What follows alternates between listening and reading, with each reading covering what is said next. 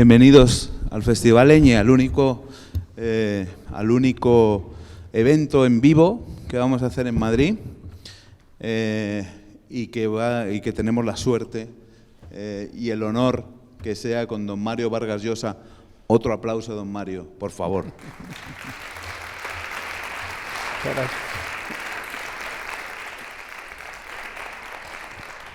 Lo primero, como todos estamos tan preocupados unos por otros, ¿qué tal estás, Mario? Bueno, pues bastante bien, por lo menos en lo que concierne a mi entorno.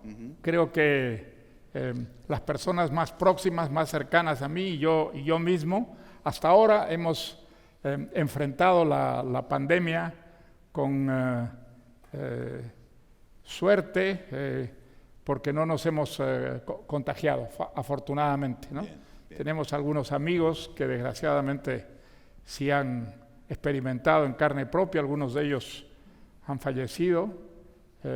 Esta es una historia que prácticamente es la historia del común de los españoles, pero hasta ahora nosotros, hablo de mí y de mi familia más próxima, afortunadamente hemos sobrevivido a la experiencia. Te hemos liado para esto, para hablar de utopía y distopía en la novela. Es el tema del festival, como te explicaba. Un contrapunto. Yo creo firmemente que la distopía, ese género espeluznante y pesado, que nos pintaba mundos horribles, infiernos, ha muerto con la pandemia, o al menos está en estado grave de salud, y que es hora de que el creador retome un compromiso que ha perdido en los últimos años en pos de cierta luz, cierta esperanza. No me atrevo tampoco a llamarlo muchas veces utopía, porque las utopías acaban en distopías. Tu obra, Mario, yo creo que pivota mucho entre esa dialéctica. Hay una clara vertiente de tu obra en pos del placer y de la celebración de la vida, que es una gran utopía. Y hay una vertiente de tu obra que trata la satrapía, el poder, lo miserable que hace a la gente el poder. Por eso, yo creo que esta conversación contigo va a ser un lujo. Pero antes te quería plantear una cosa, que es Milán Kundera, un autor que yo venero, realiza una especie de oración antes de empezar una novela o al terminarla, en la cual dice: seré digno de la desprestigiada herencia de Cervantes. Eso se pregunta Kundera cada vez que empieza una novela o la acaba. ¿Tú qué te preguntas cada vez que empiezas una novela o la acabas? Pues no sé si me pregunto algo cuando empiezo una novela. Estoy generalmente muy perdido en las ideas que tengo al respecto. La verdad que nunca comienzo a escribir una novela sin tener muchas fichas, sin hacer muchos esquemas de lo que sería. Bueno, nunca sigo este proyecto, pero me da un poco de seguridad el tener, digamos, estos esquemas. Pero generalmente la primera versión de todo lo que escribo, lo que revela es una gran inseguridad, porque yo tengo una gran inseguridad. Luego, a medida que avanzo, pues ya voy adquiriendo mayor seguridad, pero al principio tengo la sensación de que aquello no va a salir nunca, que la idea general se va a deshacer. Ahora, la experiencia me ha demostrado que persistiendo poco a poco voy, a medida que avanza el trabajo, voy adquiriendo más seguridad en mí mismo, y poco a poco pues la novela va armándose. La verdad que la novela terminada no tiene nada que ver generalmente con ese proyecto inicial del que van surgiendo muchas trayectorias, muchas líneas de comportamiento de los personajes que generalmente pulverizan, ¿no?, el proyecto inicial. Y generalmente las novelas que escribo arrancan siempre de alguna experiencia personal, alguna persona que conocí, algún hecho sobre el cual oí comentarios o leí algo que por una razón que para mí es misteriosa, tocan una fibra y disparan la imaginación y me hacen fabricar en torno a ese hecho o a esa persona o a esa situación un pequeño argumento. Creo que todas mis novelas han nacido de esa manera, de tal manera que la experiencia personal sí es el punto de partida, no el punto de llegada, porque generalmente, como te decía antes, un proyecto novelesco se aparta muchísimo de la idea inicial, pero generalmente, en mi caso por lo menos, la experiencia personal es el punto de partida de la imaginación siempre, ¿no? La experiencia personal o un destello a veces poético, quizás. ¿Un diseño? Un destello poético, a lo mejor, una iluminación. Bueno, en algunos casos es una situación, por ejemplo, yo recuerdo que desde que estaba en el colegio militar, Leoncio Prado, en el Perú, yo tenía la idea de escribir alguna vez una novela sobre la dictadura de Odría. Es una dictadura que fue muy importante para mi generación, ¿no? La generación a la que yo pertenezco en el Perú, pues éramos niños cuando Odría dio el golpe de Estado y luego duró 8 años, de tal manera que cuando termina la dictadura éramos ya hombres hechos y derechos y habíamos pasado prácticamente toda nuestra adolescencia en un país muy singular, donde no había vida política, donde había una censura muy estricta, donde había además una dictadura que era bastante rígida. O sea, digamos, allí tuve yo la idea, no sabía cómo iba a ser, pero digamos, tenía la seguridad de que algún día escribiría una novela sobre lo que había sido la experiencia del Perú en esos años, ¿no? Y seguiste con la idea, bueno, esa primera novela la empezaste a escribir en Madrid. Cuéntanos, además en una pequeña taberna. Sí, sí. ¿Tuviste esa primera imagen o esa primera idea? Sí. Yo venía, digamos,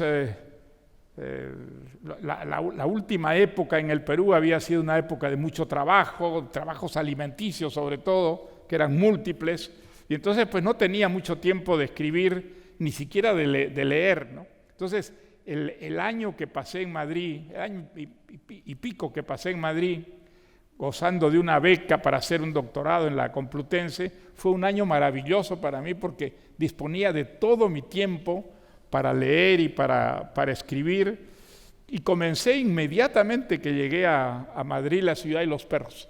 La comencé en un cafecito que estaba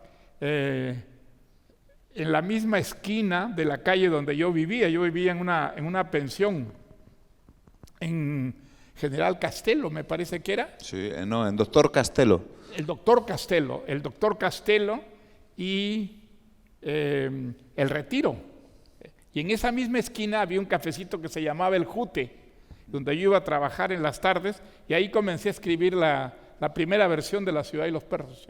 En esa época del franquismo había muchas calles de generales, pero también se salvaba alguna para algún doctor, o sea que menos mal. Doctor Castelo, no olvidemos. Esa primera etapa de tu obra es el Perú. Luego sigues con el Perú.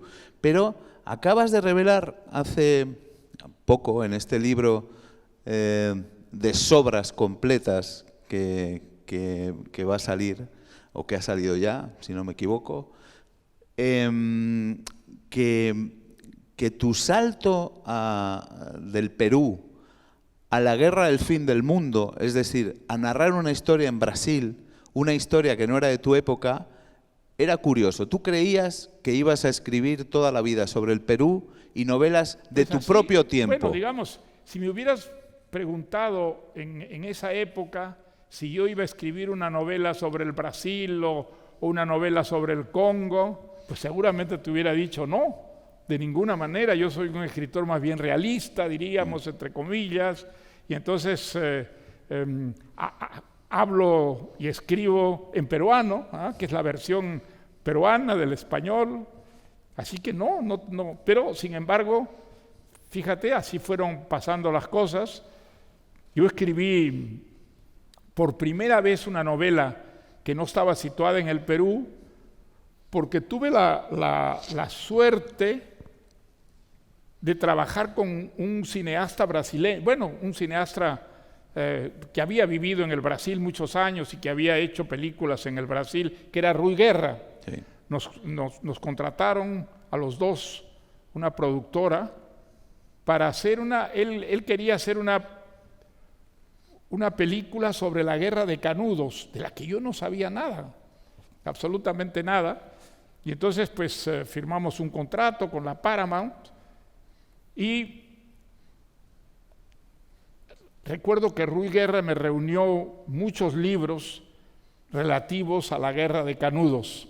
Y la suerte que tuve es que la primera obra que leí a este respecto es un libro maravilloso que se llama Oxertoes, justamente, de Euclides da Cunha, que está dedicado exclusivamente a Canudos, ¿no? Y entonces, bueno, leer este libro para mí fue algo importantísimo, realmente a mí me marcó profundamente, porque yo creo que para entender lo que es América Latina y lo que no es América Latina, la ayuda de Euclides da Cunha y sobre todo de este libro, Oxertoes, es maravillosa. Es un libro sobre la guerra de Canudos. Bueno, digamos, el guión que teníamos que hacer con Rui Guerra no debía entrar a la guerra misma porque costaba demasiado. Y entonces debía quedarse en la periferia, pero digamos, finalmente la película no se pudo hacer, y eso me dio a mí libertad para poder escribir una novela y entrar directamente a la guerra de Canudos. Claro, cuando yo escribí el guión, estaba absolutamente fascinado con lo que había ocurrido allí, y lo que había ocurrido allí era algo realmente extraordinario, porque sabes que el paso de la república, de la monarquía a la república en Brasil fue pacífico. Yeah. Fue un paso hecho, es curiosa la combinación, por militares e intelectuales que estaban muy marcados por el positivismo francés. Y entonces esto se hizo de manera pacífica, el rey se fue, regresó a Portugal, y entonces en el Brasil enteramente había la sensación de que eso era bueno para el país, que ahora Brasil iba a despegar como Estados Unidos, iba a convertir en el segundo Estados Unidos.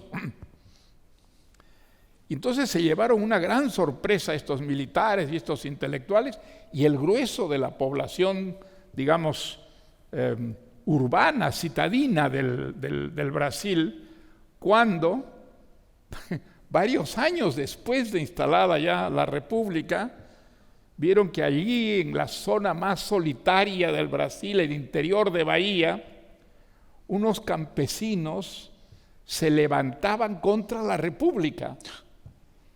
Entonces, los intelectuales hicieron lo que hacen generalmente los intelectuales cuando no entienden qué pasa en la realidad. Inventan una teoría. Y entonces ¿Qué es lo que se llama ahora el relato? Inventaron una teoría fue la siguiente: los campesinos no pueden levantarse contra algo que los favorece.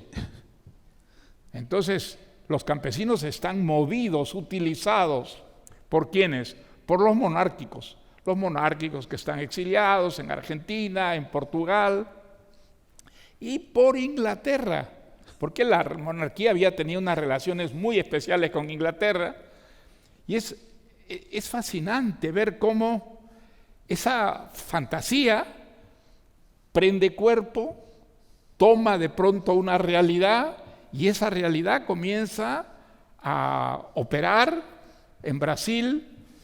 Y entonces pues parten varias expediciones militares, los campesinos rebeldes las destrozan, primero una compañía, luego un regimiento, y luego va un líder militar muy importante que había luchado contra la monarquía, había sido un líder de la transformación de la república, y bueno, no solamente lo derrotan, lo matan a él, se quedan los campesinos con sus armas, y entonces pues el ejército brasileño va y se produce una matanza espantosa donde se calcula en 40,000 muertos los campesinos.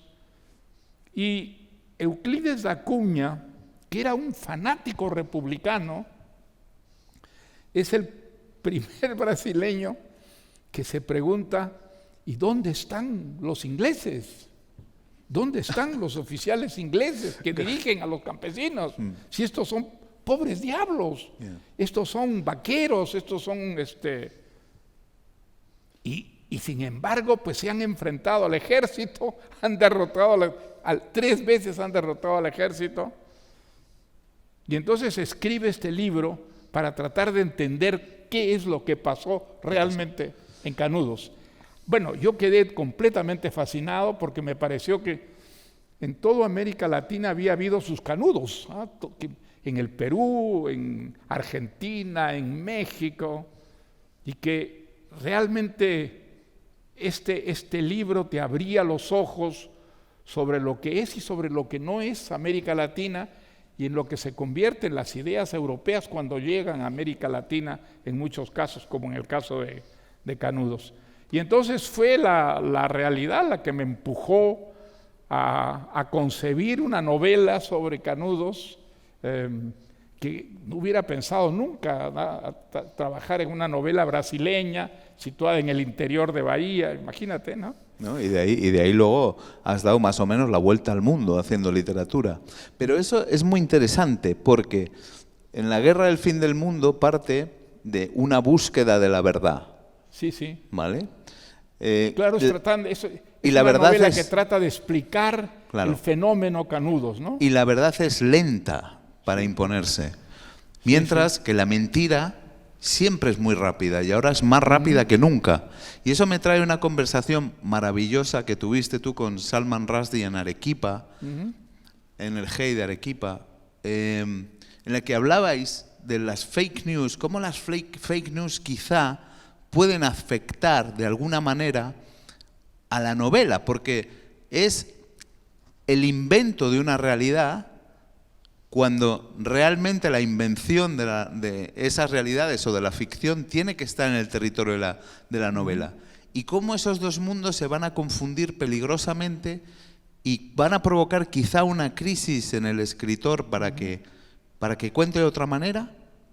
¿Para qué? ¿Qué crees? Creo que cuando hay problemas en una sociedad y esos problemas tienen dificultad para manifestarse, para expresarse, es la situación ideal para las novelas. Yo creo que las novelas allí empiezan a tener una importancia que es mucho más social, política que literaria. Si además es literaria, pues tanto mejor, por supuesto, ¿no? Pero creo que la novela, cuando hay ese entorno de problemas en una sociedad, sobre todo problemas que parezcan que no tienen solución, que la solución es muy inmediata, es muy a posteriori, entonces de pronto la novela se va cargando de una como peligrosidad, tensión, que generalmente atrae a la censura, ¿no? Se establecen censuras para tratar de controlarla, Y se leen las novelas de una manera distinta, creo, en los países autoritarios, en las dictaduras, que en los países democráticos. En los países democráticos tenemos la sensación de que la novela es un entretenimiento, un placer, es algo que nos divierte, nos hace pasar horas muy agradables, pero de que eso no deja huella y que no tiene un efecto sobre la realidad vivida. En cambio, cuando hay un sistema más bien opresivo, la novela es un fermento de descontento, es una manifestación de insumisión, hay una búsqueda de la salida a esa situación enojosa, difícil, a veces traumática que vive esa sociedad. Y es un género que generalmente despierta esa alarma en quienes quisieran controlar la vida, ¿no? Desde la cuna hasta la tumba de las personas, ¿no? Tú sabes que, por ejemplo, es un caso pues, curioso. En América Latina se prohíben las novelas durante los siglos coloniales. Durante 300 años no se publican novelas en América Latina. Había un contrabando muy intenso, felizmente, de tal manera que sí se leyeron muchas novelas. El Quijote entre ellas. En esos siglos. El Quijote, se dice, por ejemplo, que al Perú llegó, que la primera llegada de los libros del Quijote fueron contrabandeados en unos toneles de vino. Además debía ser maravilloso leer novelas en esa época, un género prohibido, saber que leer una novela pues te hacía correr riesgos, ¿no?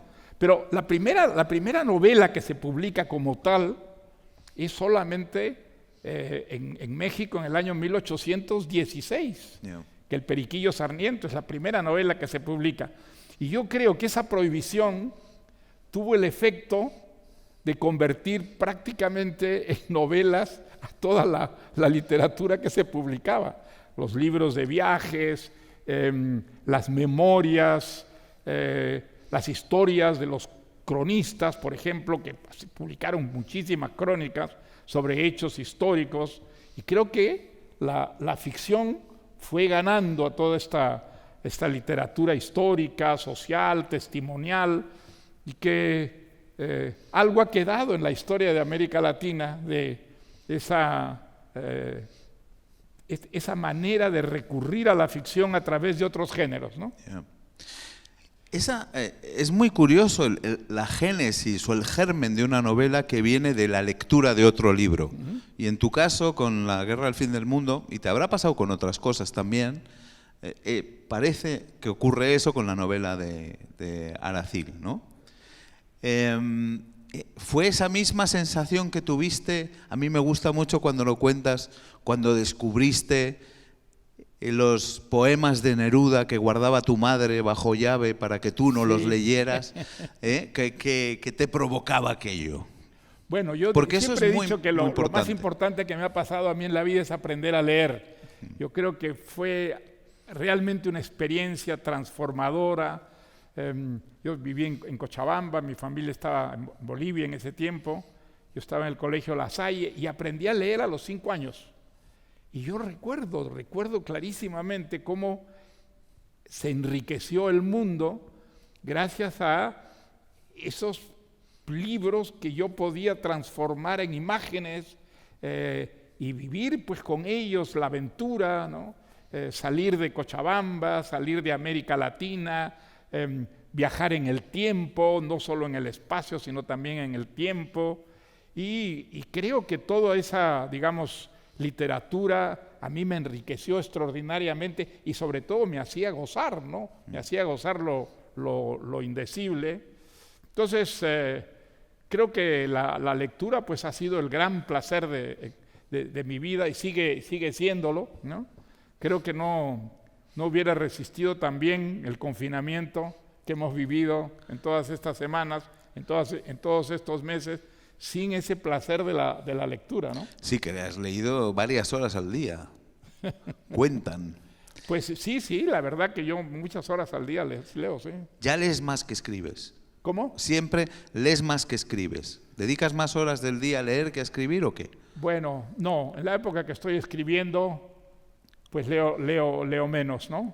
Sí.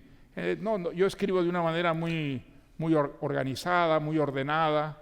Yo creo que no se puede escribir novelas como se escriben poemas.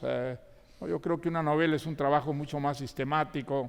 Bueno, depende qué novelas se escriban, pero si tú escribes una novela donde hay muchos personajes, donde hay que seguir con mucho cuidado, digamos, las posibles contradicciones, tú tienes que hacerlo de una manera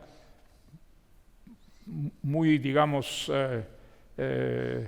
sistemática. Sí, de una manera muy sistemática, ¿no? Disciplinada. Trabajando muchas horas al día, día tras día, hombre, tomando de vez en cuando alguna pausa, pero digamos, no creo que se podría escribir una novela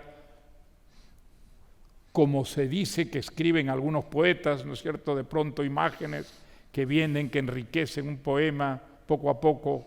No, yo creo que la novela exige una disciplina, ¿verdad?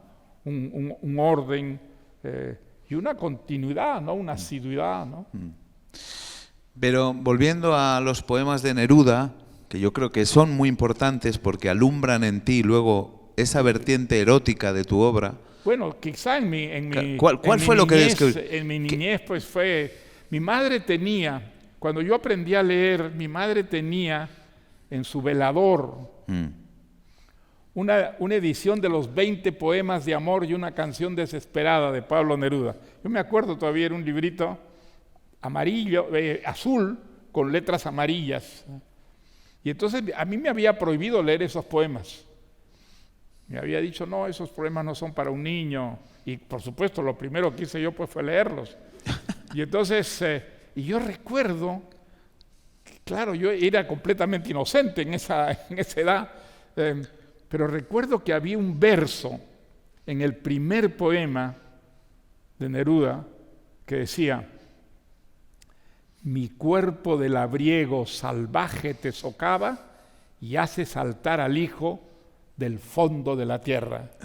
Joder. Y yo decía, leyendo esos versos, decía, ahí hay pecado. Pero digamos, yo no sabía qué pecado había, porque era completamente inocente, pero decía, ahí la sospecha es que a mí no me permiten leer este libro por este verso. Claro. Eso de mi cuerpo de labriego te socava, ahí había pecado, ¿sabes? Yeah. Y sobre todo pensabas, no lo puedo leer yo, pero ¿por qué lo puede leer mi madre? No, complicado. Bueno, son lecturas y son reflexiones y son impulsos que conducen al joven escritor, pero hay una etapa en ti que me parece muy importante, de la que has hablado poco, pero que salió en esa conversación de Arequipa, no sé si en esa o en otra, pero me impresionó porque fue un acto de honestidad tremenda, que fue cuando tú reconociste o cuando tú entraste en una crisis profunda porque te habías dado cuenta, dijiste, de que no eras un genio o que tenías que buscar ser otro tipo de escritor. Bueno, digamos... ¿Qué pasó ahí? ¿Qué pasó? Yo tuve, digamos, el problema, pues que era muy frecuente en América Latina, ¿no? ¿Cómo te puedes dedicar tú a una actividad que no tiene realmente un asiento social? Entonces, ¿cuáles eran los escritores en el Perú? ¿Quiénes eran? Los escritores eran profesionales que dedicaban la mayor parte de su tiempo pues, a la abogacía o a enseñar o a la diplomacia y que en sus momentos libres escribían. Pero yo tenía la sensación de que no era la manera de hacer una literatura que quedara, que fuera válida, que había que dedicarse a la literatura, pero ¿cómo dedicarse a la literatura en un país como el Perú, donde donde muy poca gente leía, donde no había editoriales, donde tú tenías que, digamos, financiarte de alguna manera esa vocación. La literatura no era alimenticia, tú no podías vivir de la literatura. Y a mí me ayudó enormemente leer a los existencialistas franceses, sobre todo a Sartre.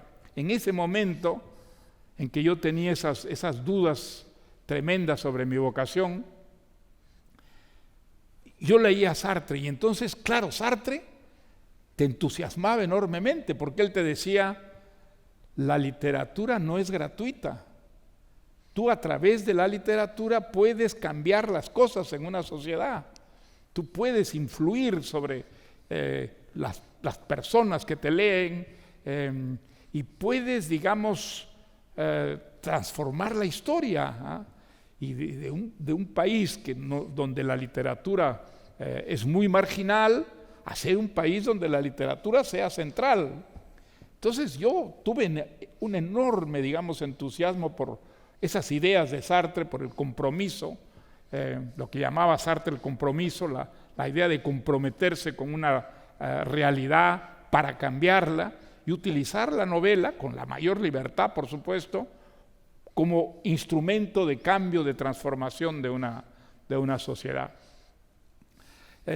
Hay en muchas cosas que yo me he apartado luego de Sartre, pero ese compromiso yo creo que fue fundamental para mí, para mi vocación. Y la verdad que fue el año 58, cuando yo vine aquí a Madrid por primera vez con esa beca, que decidí tratar de convertirme en escritor. Sí, pero en esa conversación aludías al tema ese de que quizá no creías que podrías llegar a ser el escritor que te gustaría. Y que también, fíjate, luego has tenido, te han dado el premio Nobel, Mario, es decir, tenías una idea muy equivocada de ti mismo. Pero sin embargo, lo que te ayudó también fue descubrir a Flaubert en el aspecto del esfuerzo, de suplir quizá lo que tú crees, la falta de vocación sí, que ya te digo, ¿verdad? Por el esfuerzo de la palabra justa. 59 me parece, que fui a París, y el primer día, en una pequeña librería que había en la rue ahí en el barrio latino, compré un ejemplar de Madame Bovary, y fue una experiencia absolutamente maravillosa, porque realmente yo tenía la sensación de que era un escritor realista, de que sería siempre un escritor realista. Digamos que podía leer literatura fantástica, pero nunca practicarla, porque era el realismo a mí lo que me empujaba. Y entonces, leer a Madame Bovary, donde hay, en primer lugar, una elegancia y una precisión de lenguaje maravillosa, para contar una historia que es profundamente realista, porque eso ocurre en un pueblecito de Bretaña, me parece, y todo eso está escrito con un rigor, donde cada frase es de una perfección estética maravillosa. Para mí fue una experiencia deslumbrante, digamos, ver que el realismo también podía ser eso, que el realismo podía perfectamente encarnarse a través de una prosa que era enormemente rigurosa, que era, digamos, una prosa precisa, y que además pues tenía esa virtualidad, ¿no?, de presentarte una historia de una manera tan interna, tan externa al mismo tiempo, tan conmovedora. O sea que descubrir a Flaubert fue definitivo, y me ayudó enormemente, ¿no? Me ayudó enormemente, porque yo descubrí que Flaubert había empezado escribiendo pues muy pocas cosas, y pocas cosas malas, ¿no?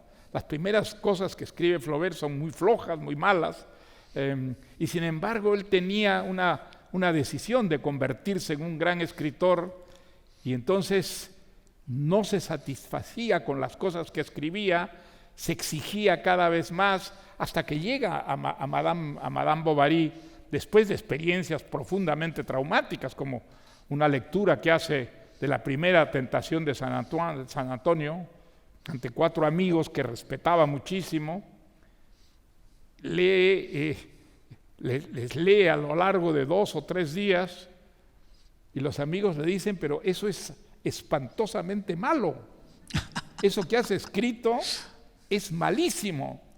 Yo creo que se equivocaban, porque creo que esa versión de la tentación de San Antonio es un libro maravilloso, pero Flaubert no se desmoraliza, decide escribir en contra de lo que había escrito la tentación de San Antonio, que eran pues grandes visiones bíblicas, ¿no es cierto? Bueno, una historia completamente realista, que es la historia de Madame Bovary, y dedica 5 años de su vida trabajando como un verdadero cruzado, ¿no es cierto? Pues eso también para mí fue enormemente estimulante, ¿eh? Yo dije, esto es lo que hay que hacer. Si uno no tiene talento, si uno descubre que no tiene talento, pues tiene que ponerse a trabajar con ese rigor, con ese cuidado, y puede ser que de allí, como le ocurrió a Flaubert, brote el talento. Me ayudó enormemente. Y sobre todo, bueno, las novelas desde luego maravillosas, pero la correspondencia de Flaubert. La correspondencia de Flaubert, porque él tenía una relación con un amante muy especial, digamos. Él seguía viviendo en Croisset, la amante venía a medio camino entre París y Croisset, y entonces se veían un fin de semana al mes, y los otros días se escribían.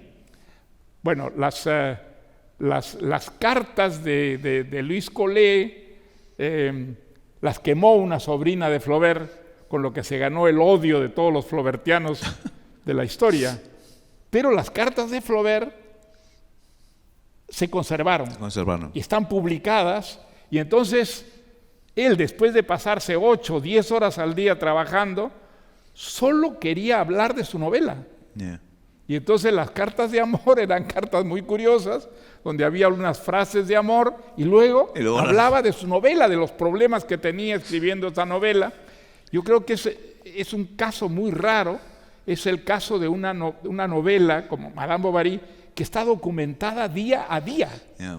Día a día, y Flaubert no podía saber jamás que esas cartas se publicarían, pero un lector de Madame Bovary puede seguir día a día lo que fue la construcción de esa novela, ¿no?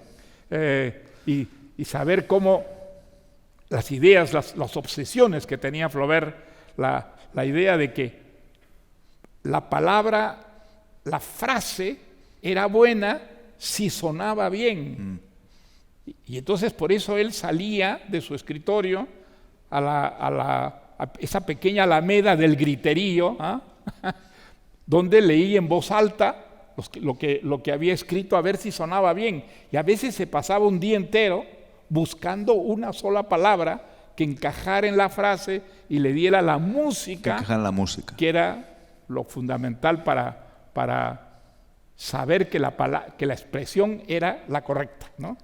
¿Y por qué eras tan duro contigo mismo en esa época, Mario? ¿Cómo? ¿Por qué eras tan duro contigo mismo en esa época? ¿Qué te pasó? Bueno, porque yo escribía y, hombre, yo admiraba muchísimo a grandes escritores, y yo no me sentía un gran escritor para nada. Sentía que lo que hacía pues era una basura. Y entonces buscaba modelos, y Flaubert fue absolutamente fundamental, porque yo creo que es un escritor que comienza haciendo nada, porque las primeras cosas que escribe Flaubert son imitaciones de las grandes novelas de la época, ¿no? Él es un imitador, pero tenía, digamos, esa voluntad de ser un gran escritor, de convertirse en un gran escritor, y no importaba cuánto tiempo tuviera que trabajar.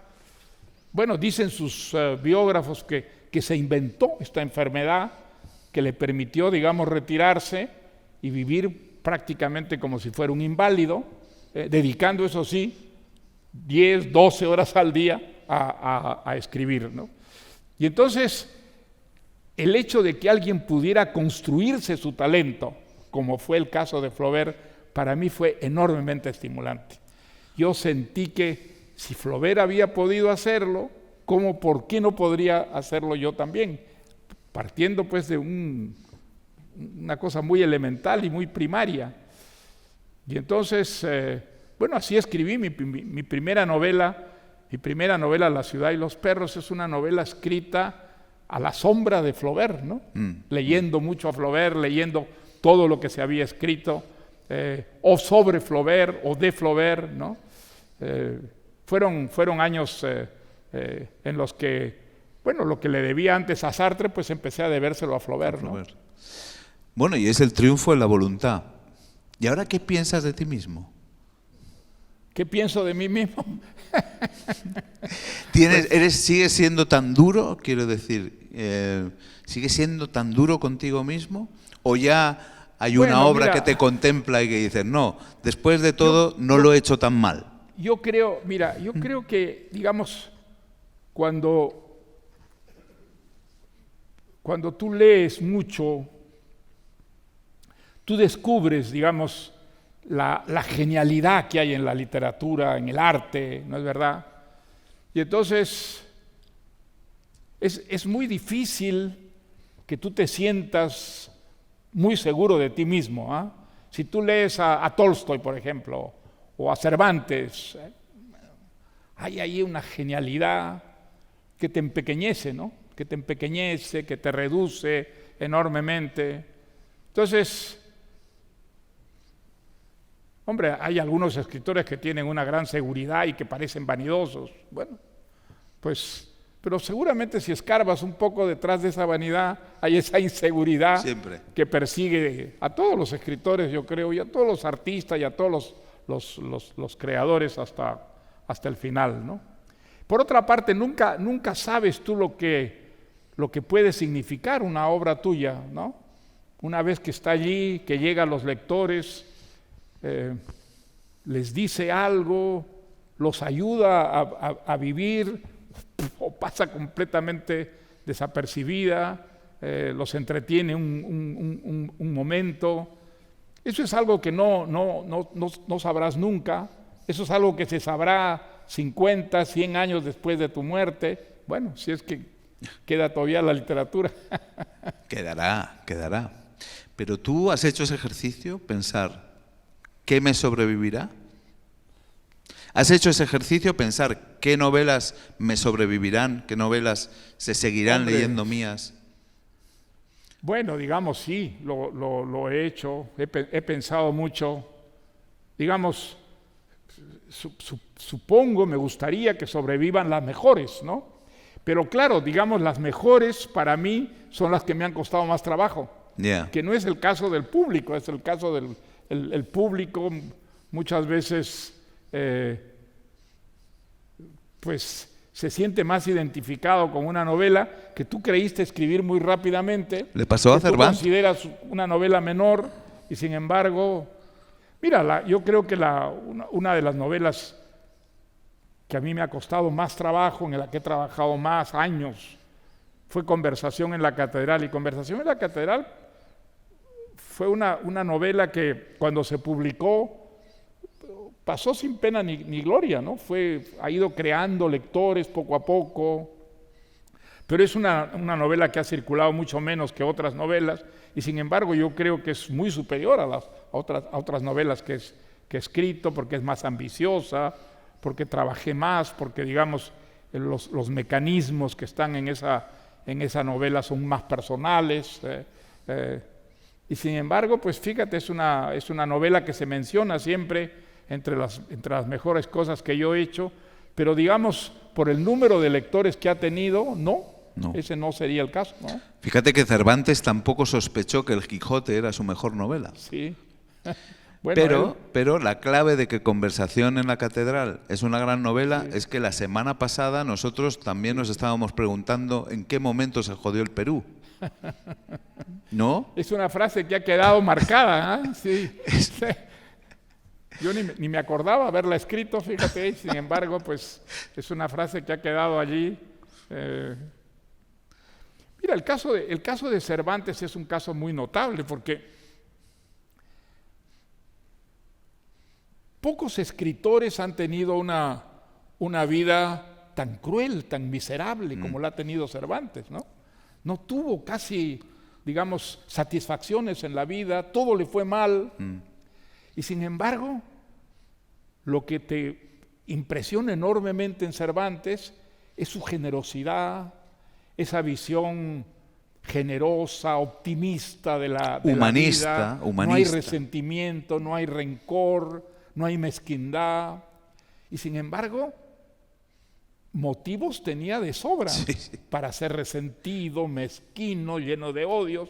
No, fue un hombre sano, fue un hombre absolutamente sano, a pesar de las pruebas terribles que soportó, ¿no?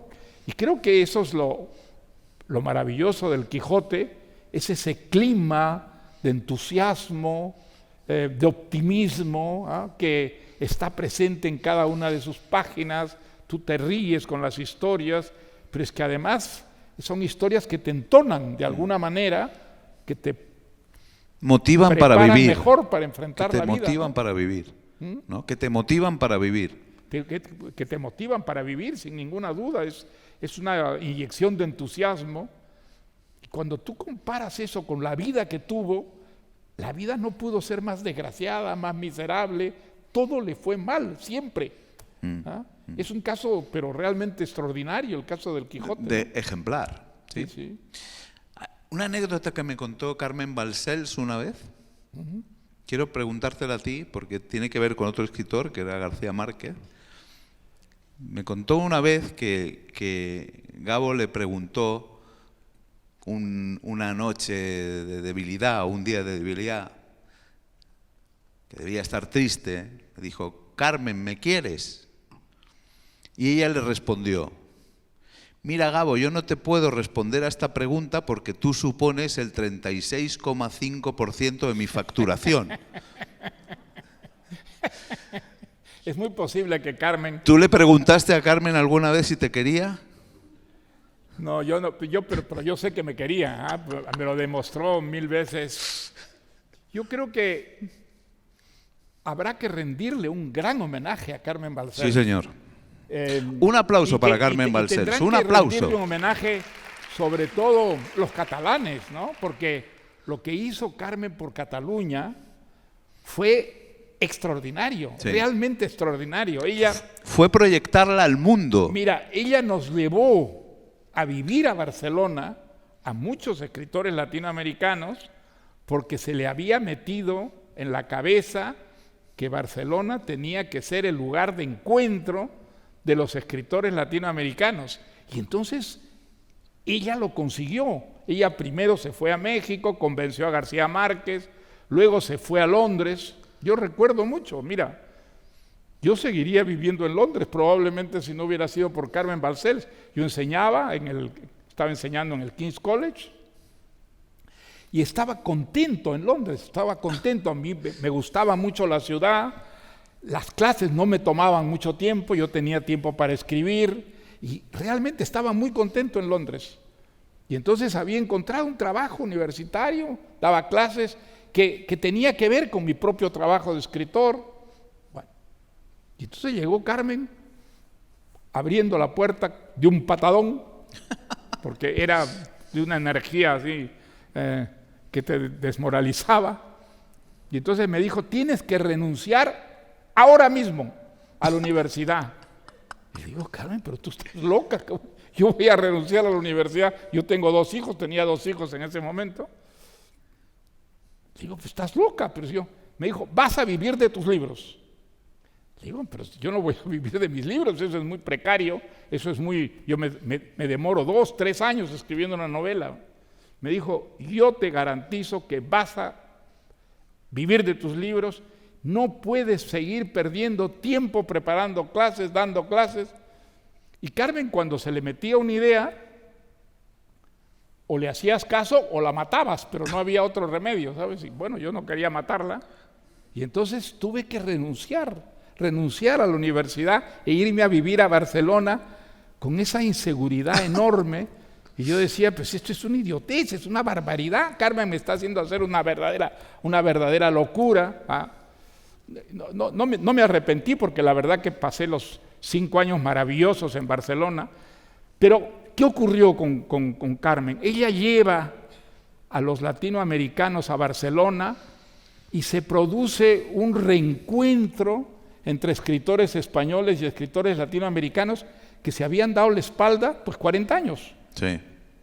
Y se produce realmente ese reencuentro, y se convierte Barcelona en la capital de la literatura latinoamericana, como había sido la capital de la cultura española prácticamente. Sí, sí. Esa Barcelona, que ya no conocen hoy día los catalanes, es una Barcelona deslumbrante, una Barcelona maravillosa, Cosmopolita, donde abierta se al mundo. vivía la cultura, y había además la idea de que ya se venía, digamos, la libertad, que se venía el final de la dictadura, y que en la nueva sociedad española, en la nueva sociedad democrática, la cultura sería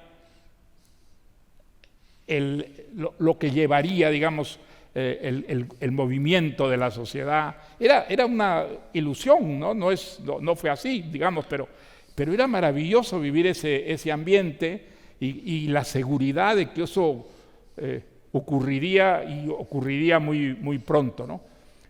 Era muy emocionante, ¿sabes? Porque empezaron a llegar gentes jóvenes de muchos lugares de América Latina, chicas, chicos, que llegaban a Barcelona como nosotros habíamos ido a París, Yeah. porque era el lugar donde había que estar, porque ahí estaban las editoriales, porque era el lugar donde había que tener éxito, donde había que ser publicado. Era una atmósfera absolutamente maravillosa, ¿sabes? Y era ese puente a Europa que... Y eso se debió a Carmen Balcells. Bueno, quizá ayudada por Carlos Barral, ¿no? Porque También. Carlos Barral, pues, apoyó muchísimo la cosa latinoamericana, pero fue la idea fundamental fue la de Carmen, ¿no? Bueno, y se convirtió ahí quizás el boom en uno de los acontecimientos culturales más importantes del siglo XX en la cultura en español, Sí, sí. que lo sigue siendo. Sin ninguna duda. Y tuvo lugar en gran parte pues en Barcelona, que es donde vive Pepe Donoso, Jorge Edwards, y después los que no vivían ahí iban con muchísima frecuencia cuando nosotros vivíamos allí, ¿no? Carlos Fuentes, por ejemplo, o Cortázar, iban con mucha frecuencia, y estábamos pues con escritores catalanes. Había una fraternidad que ahora ya no existe, yo creo, ¿no? Creo que ahora no existe, pero en esos años se vivió esa fraternidad que fue, yo creo, maravillosa, y que produjo en cierta forma, digamos, una literatura muy rica, muy original, vigorosa, ¿no? Yo creo que sin Carmen Balcells eso no hubiera sido posible. Yeah. Te voy a hacer una pregunta ahora que a lo mejor al salir me reprochas, pero te la tengo que hacer. Hay un ejemplar en tu biblioteca en Arequipa de 100 años de soledad con una dedicatoria que tú no quieres que se vea. ¿Es así? ¿Y Pues, por qué? Bueno, no sé por qué no quiero que la vea, porque éramos muy amigos con García Márquez. Yo quedé deslumbrado desde la primera lectura de 100 años de soledad, y antes de conocer a Gabo ya escribí sobre 100 años de soledad. Escribiste una obra que es un canónica artículo, me acuerdo, sobre que se esa llamaba obra. El Amadís en América. Sí, sí. Pero ahí está esa dedicatoria que nadie ha visto. Parece. Ah, pues no, sí, ¿estás seguro? Lo he oído por ahí. Sí. ¿No te acuerdas de qué era? No me acuerdo para nada, no. Hombre, algunos de los libros que he entregado a la biblioteca de Arequipa, pues he pedido que no se muestren al público hasta después de mi muerte, ¿no? ¿Y por qué? Pero ¿Hay digamos, acotaciones hombre, íntimas? porque son delicados, porque hay cosas personales, hay hay cosas personales, comentarios a veces sobre un libro, que no es, hombre, no es bueno que un autor que yo he conocido, que ha sido un buen amigo, descubra de pronto que yo he opinado de una manera muy negativa sobre lo que escribió, ¿no?